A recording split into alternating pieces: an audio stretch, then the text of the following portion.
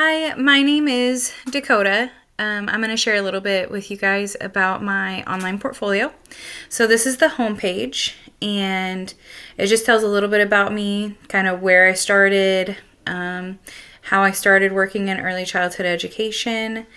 I initially started because of my son, and we were going to have him go to daycare, and I wanted to be able to be there with him, and so the best way to do that was for me to be able to be a teacher and to be able to work there. So I started working in a kitchen and giving breaks, and then I went to working with infants and toddlers and now preschoolers, and it's been great to be able to have a wide range of I guess experiences working with early childhood education. It's definitely made me love the whole aspect of working with children. So there's that, and then it also has my philosophy, and then a little bit about the preschool of where I teach at right now. So for teacher resources, I really have a lot more, I think, teacher resources compared to student resources that I use. And I think that is because I work with younger children. So I don't use TV with them frequently or online resources that they use independently, but I did find some that if they had 10 minutes or something that we wanted them to be able to work on it online, like during the winter, I feel like would be the main time that we would try to do that, since our outside time can be a little shortened. But for teacher resources, I have Better Beginnings, and this website is all around a great way to assist a teacher, whether it is with curriculums or with lesson plans or ideas, books. It gives you connections to other people that are going to have different knowledge as well, and resources where you can reach out to people in Arkansas. So that one's always great. I also have the Teach program on there. It is a program that I believe you have to be at a center that's a Better Beginnings Level 2 to participate in, but this program is wonderful. I participate in it, and I know it's not technically assistive technology, but it's definitely assistive in the fact that it is giving it's giving teachers a foundation to start their education on, and to be able to, one, better themselves, and then also to be able to better serve the children that they work with. I put the AECA on here because they're wonderful. They have lots of articles and information that you can reach out to. They have a conference each year in Little Rock that I go to, and it's a great way to be able to, again, connect with other teachers, which is one of the best ways that we can share our resources and learn from others, because we always have to take the time to learn and grow. And then another website that I think was pretty assistive was creating puzzles. Children love puzzles, but once they figure out how to put one together, it kind of becomes monotonous for them. So you can buy a lot of them, have a lot in your classroom, but to be able to create one online and print that off, and I would just laminate it, so that way it would last longer, and then they get to put it together, and you get to have an abundance of resources to kind of recycle through. And so that's really helpful. There's a website called Kids Read to Kids, and the children on the website, they're reading the books. And not that children don't love listening to their teachers read, because they do, but to be able to see a child relatively close to their age and have a child read to them is also a really big deal, because I feel like they are looking up to that, and it assists the teacher in maybe taking 5 minutes from sitting down and reading the book to maybe setting up a different activity or provocation on the table, so she could be able to pull that up. Online library resources, That's just great in general for getting books.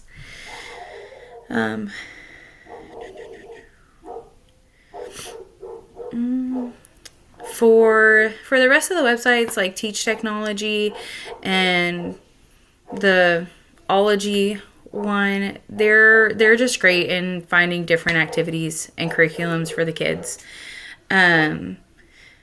Depending on which kind of school you're at, whether you make your own curriculum or whether they have a curriculum set for you, I guess would determine whether this would be really assistive to you. But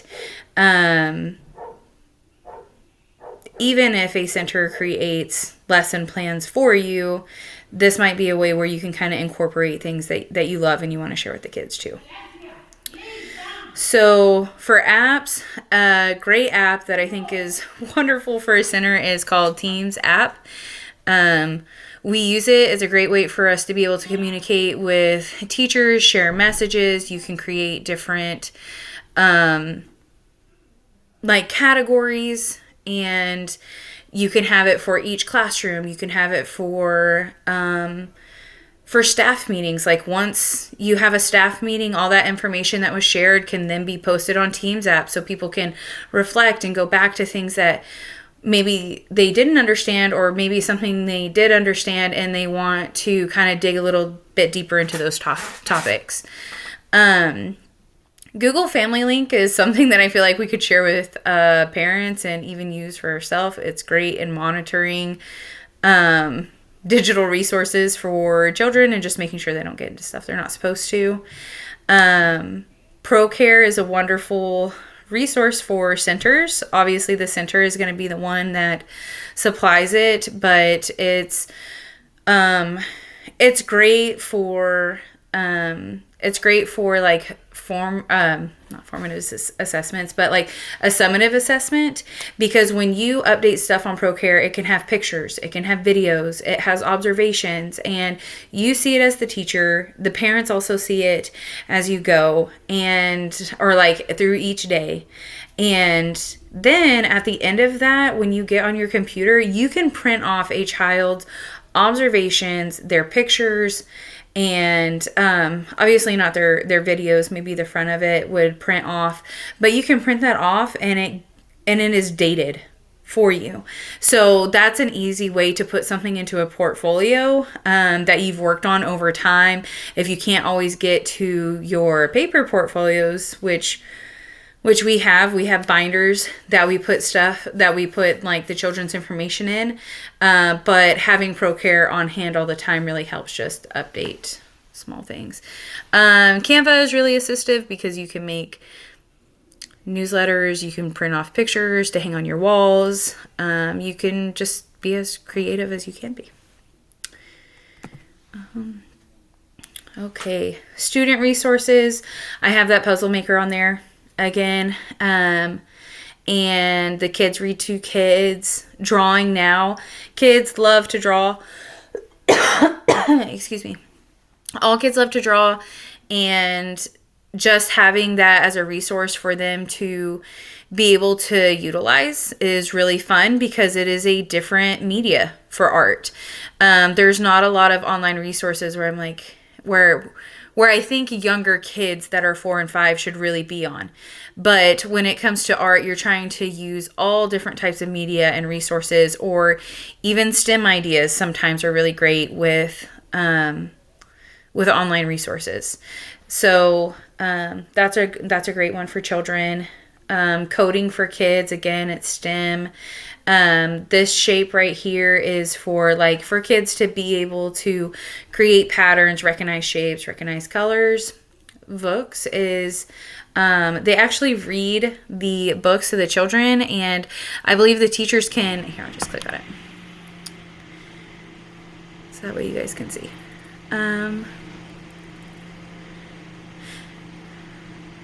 So on books, they're like digital stories. And so instead of it just being still, it's animated, which is really fun.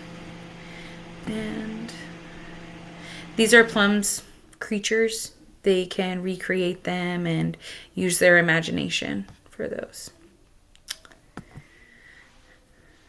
So for gains and social change, I have kind of a broad age on here, So for Wildcrats, I really love Wildcrats. I used it with my son all the time, and I think it has really helped him, one, engage with science and with math, and discovery and engaging in the world around him.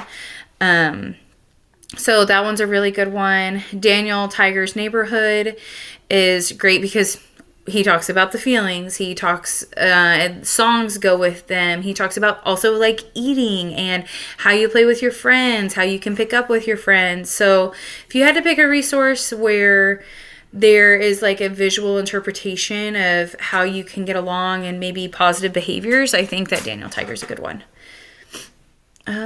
So these bottom ones are all from Brain Pop, and I had never looked at this resource before this class, but I really connected to it because I didn't realize a resource like this was out there. And for my son, he's getting a little bit older, so those resources like Wildcrats and Daniel Tiger Neighborhood, that's not really effective. It's not something he connects to. And these are websites where it is talking about peer pressure, self-esteem, a growth mindset, and trying to push your child and even the children you teach into a positive direction, that's going to give them those tools to continue to grow and go into middle school, go into high school, even when going into college and wondering whenever they're by themselves or with a group of friends, maybe kind of which direction or decision that they should make.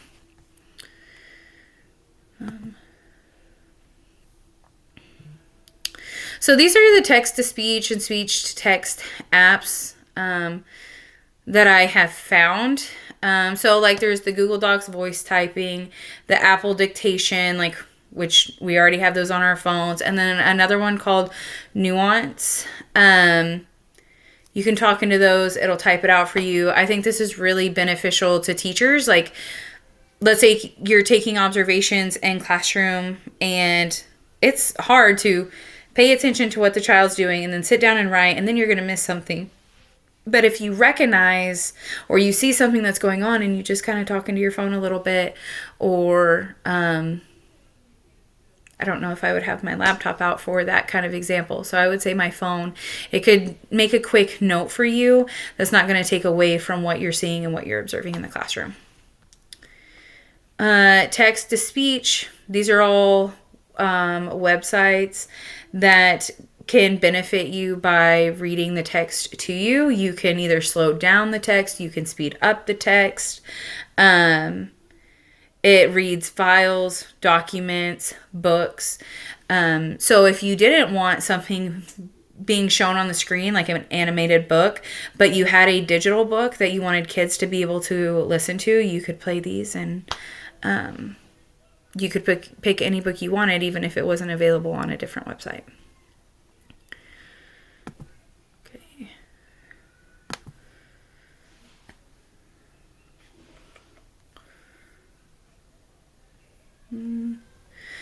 So this is the introduction video of the questions that we all needed to answer.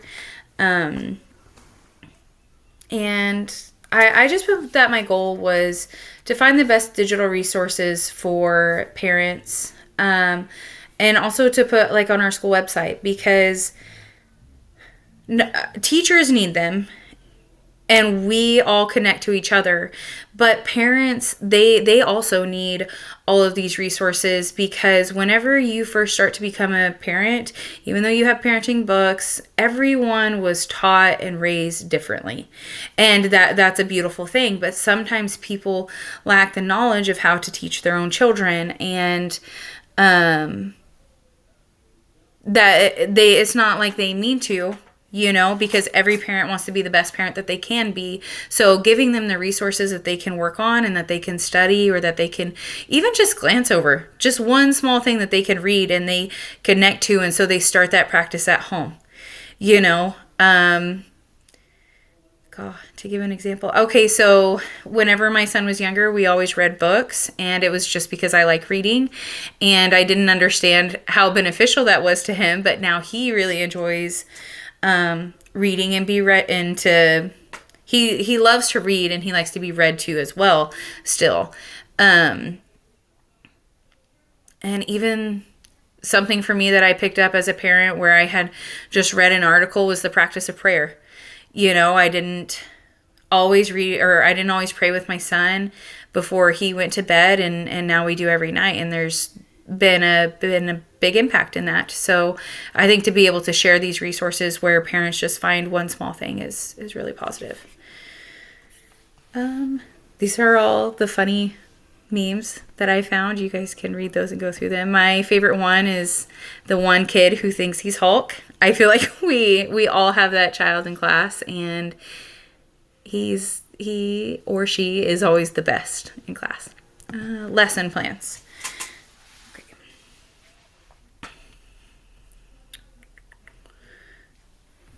Okay, so this goes back to like the Better Beginnings curriculum and it being used as a resource. I think that this website is a website that everyone should reference and should go to if they're in a classroom, along with like the Itters and the Eckers books. That helps you set up like the environments in your classrooms. I think that it is a huge resource and a great benefit to all teachers. This curriculum that's posted on the front is one that I use with the preschoolers, but if you go to the website, they also have curriculum for toddlers and they have it for infants. They have like, I think 2 different variations for each age group as far as which lesson plan that you want to use, which is great because then you can pick the one you prefer. And like I explained before, they have the curriculum planning, the newsletters, they have provider tools, they have different resources in Arkansas. They also, in the curriculums, have like a list of the materials that you need. And so that's a great way to start as a new teacher and as a teacher who's done it for a little while. Something to reference and go back to and spark new ideas is really great. This is the classroom schedule that we generally follow. Obviously, it can kind of vary depending on the day. I have provocations on here. Sometimes people just do one art activity or just one math activity maybe, right? But I set out at least 2 or 3 open-ended activities, or maybe there's one activity that I need to assist the children in and the other 2 are open-ended, but it really helps kind of manage the classroom so centers don't become overcrowded and overfull, and the children, their behaviors are lower as far as wanting to communicate and get along with each other in a positive way, because we have some children at the table and some at the centers, and they're able to work easier in smaller groups. And nap time, afternoon snack.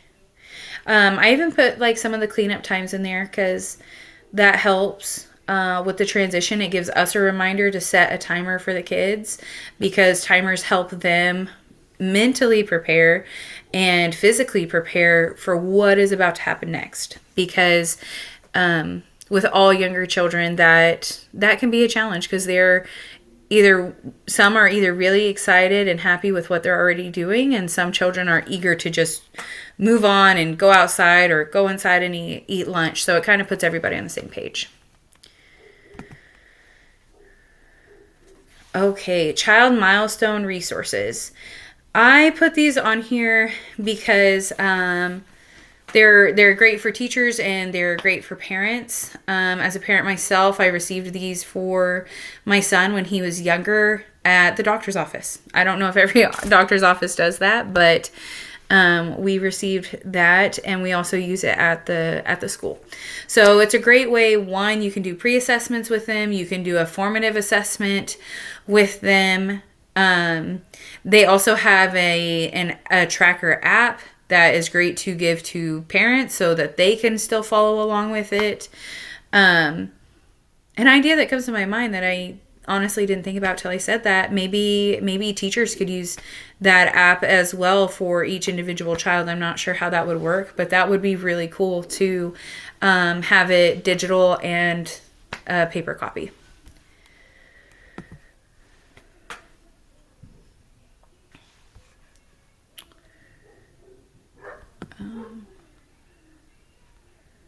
I guess that was kind of it. Okay, so my last one is student portfolios, which is like the summative assessments. I have ASQs on here, which is the formative assessments. And for our student portfolios, I have a video on here. You guys could watch that if you'd like.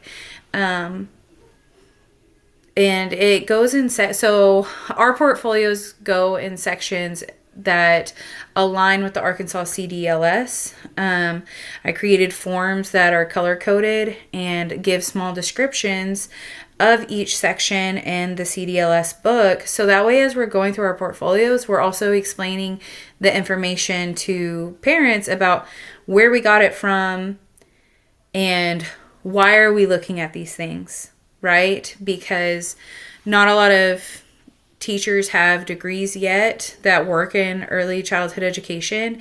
And so it's very important that we create a foundation of where our knowledge comes from, and that we are truly giving these children the best education possible. And the only way to do that is to search out the resources that aren't just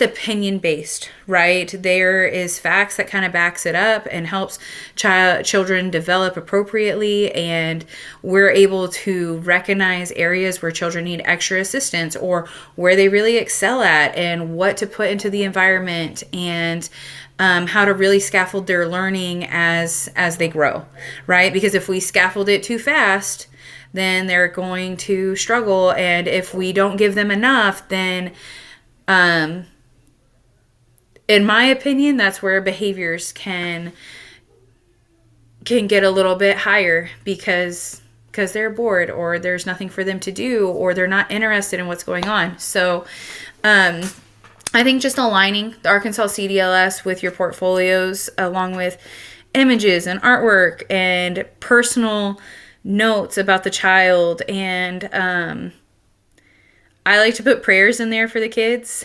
I do it at least 2 or 3 times a year where they're written. Obviously, I pray more for them than what I have wrote down, but I write it down and they're personal to each specific child, and then I give that to the parent. So portfolios don't have to be all business and all structure, but it's still very important that it is based on a foundation of knowledge for the children and for the parents. So that is my online website, I guess.